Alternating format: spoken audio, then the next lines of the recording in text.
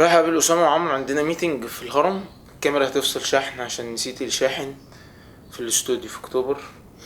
خير باذن الله. عموما يعني لو فصلت شحن هنكمل في اكتوبر.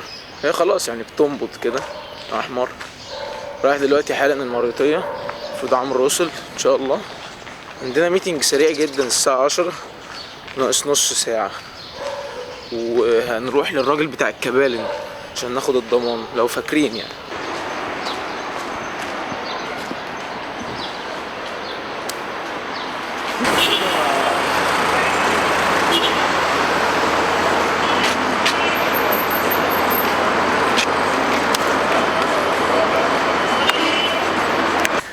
ازيك يا مصر؟ الحمد لله. ازيك انت يا مصر؟ مصر مزعلاني. ليه يا احمد؟ هنحط دلوقتي الكاميرا على الشاحن. بتقول ايه؟ باد ميتنج. ليه كده؟ خليك متفائل.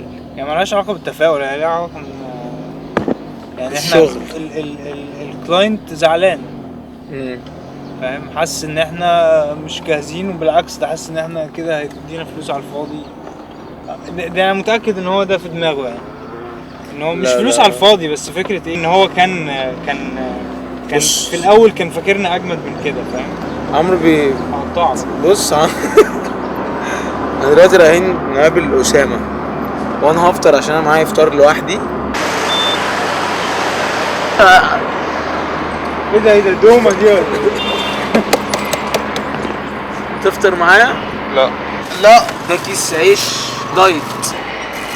بص معانا بلح امهات وجبنه قريش وبعض من الخبز السناني. الخبز دوت ولا جزر فلفل احمر.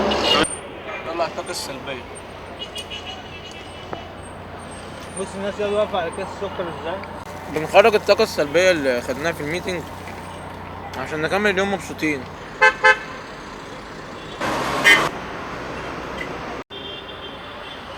عمرو الذكي يقول ايه لعمرو الانسان؟ مفيش حاجه اقولها اقسم بالله. مش حد يعني يا عمرو. الراجل قافل يا جماعه الحمد لله. انت بتعمل ايه يا عمرو؟ انت بتتخانق ولا ايه؟ اتوضى يا عم. جامد قوي الموضوع ده، موضوع الجوبي ده. الكادر ده يا جماعه بالجوبي مربوطه في لو رحت هناك انا فطرت خلاص. انا فطرت. يلا بينا. هنروح نفطر او هم يروحوا. انا افطر معاك عشان ما فطرتش. عبد الله فطر جزر وعيش مكسر. ارنب. مش عارف ليه حاسس ان انا في اسكندريه. حاسس ان انا في اسكندريه والبحر كده واحنا بنطلب اكل قبل ما نروح البحر. مش عارف ليه. ممكن ابقى عايز اصيف. عارف فتوح بتاع الفطير بتاع راس البر؟ مش والله يا ابني مش راس البر قبل كده. اكيد الناس عارفاه. ما انا ما رحتهاش بعد ما اتسرقنا الحمد لله. طلعت هناك روحنا بالطوق. كل حاجه اتسرقت. معاكوا كلب؟ الطوق اللي بتلبسه ده لما كنا صغيرين. ما بفهمكش ساعات. ايه طيب؟ لو انت كنت بتلبسه حوالين وسطك ده. الشنطه اللي بسوسته دي يا ده اسمه طوق اللي بتنزل بيه البحر. يا عم. العوامه قال لك الطوق.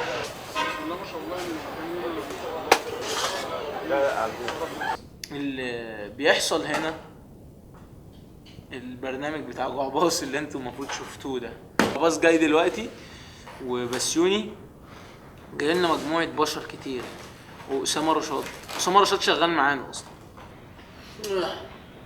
مش عارفين نشتغل، فاحنا ان شاء الله نخلص.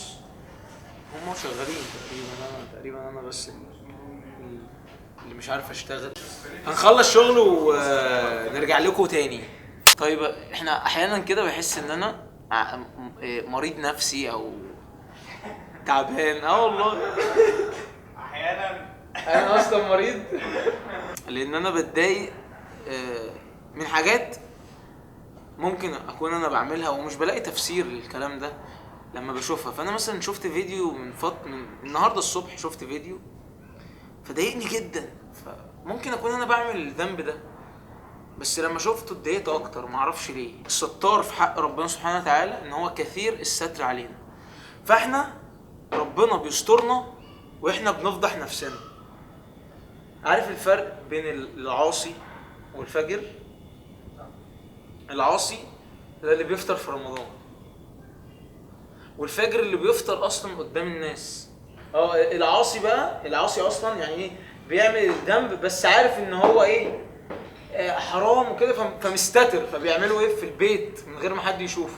الفاجر بقى بيعمله قدام الناس، فما بيخشاش اصلا من الذنب ده، عارف انت مجاهر. فالمجاهر، عارف انت الفاجر المجاهر لا غيبة له، يعني ايه ملوش غيبة؟ يعني انت ما تردش الغيبة بتاعته، لان هو اصلا ما اتكسفش ان هو يقول عيبه قدام الناس، وطلع قدام الناس ولا انا بعمل الذنب ده ومش مكسوف. واحيانا الشيطان ايه، يا عم انت منافق، انت بتعمل كده في البيت وطالع قدام الناس بشكل تاني. ده ستر ربنا سبحانه وتعالى. وانت ما تطلع بقى، مش معنى كده ان انت تفضل بتعمل الذنوب ومصر عليها وطالع قدام الناس بتقول لهم لا ما تعملوهاش، لا انت بالعكس، انت بتعمل الذنب ده ونفسك تبطله، عشان كده ما بتظهروش قدام الناس لانه حاجه غلط.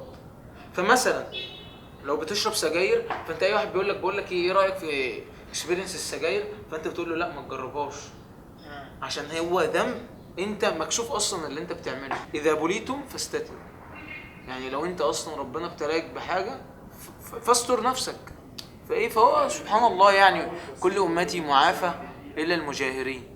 فالموضوع ده الشيطان بيضحك علينا فيه جدا، وانا ما اعرفش يعني انا اتضايقت ليه. ممكن اكون انا مثلا بعمل ذنب شبيه او حاجه، بس مش عايز يعني، عارف انت كده لما بتشوف، مش عارف اقول اللفظ بصراحه، بس لما بتشوف انت محارم ربنا كده بتنتهك قدامك اكيد بتتضايق. عباس جه يا جماعه، و هذا ما يحدث خلف كواليس برنامج كده تاني مره. سلام اهو، بوس اهو. سلم يا بابا سلم. الباكستاني بتاعنا بيصلوا تحت، طلعت قبليهم عشان اتكلم براحتي. انا ليه اتكلمت اصلا عن الموضوع ده؟ من كام يوم كده كنت ماشي في الشارع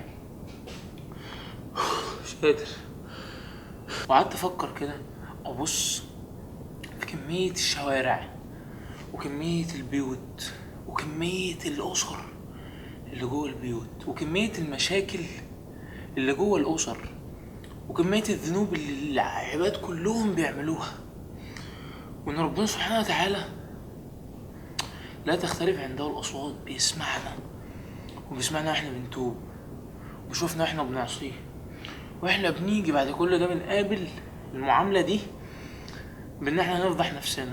فتيجي تقعد مع واحد صاحبك، وانا كنت بعمل الموضوع ده كتير، واقول له بص يا ابني انت بتشوفش مني غير الخير، انا بعمل كذا وكذا وكذا وكذا. ده اصلا مش مطلوب مننا ان احنا نشوه سمعتنا او صورتنا اللي الناس شايفاها. الناس شايفه الصوره دي بسبب ستر ربنا. انت وانت قاعد ورا العدسه دي وشايفني،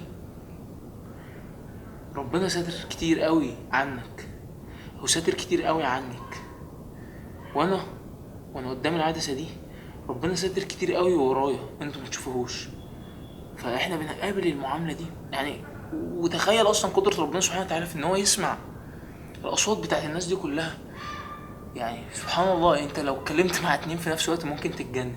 فربنا بيقول وجعل لكم السمع والابصار والافئده. السمع مفرد لان انت ما تقدرش تسمع غير حد واحد، اما الابصار فانت ممكن تشوف 5 6 قدام عينيك في وقت واحد.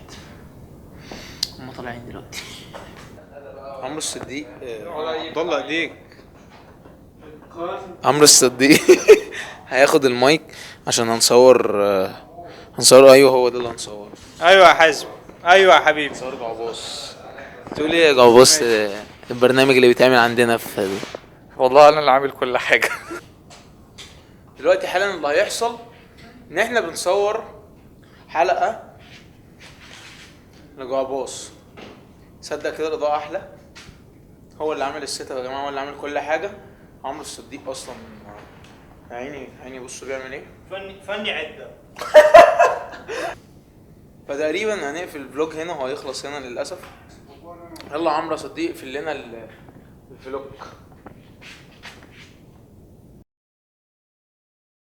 على الرغم بقى من واحد مستتر بيحاول ان هو يبطل الذنب ده وبيجاهد ان هو يبطله، وان شاء الله بالمجاهده دي بيصدق ربنا سبحانه وتعالى، فربنا بيصدقه وبيبطل الذنب.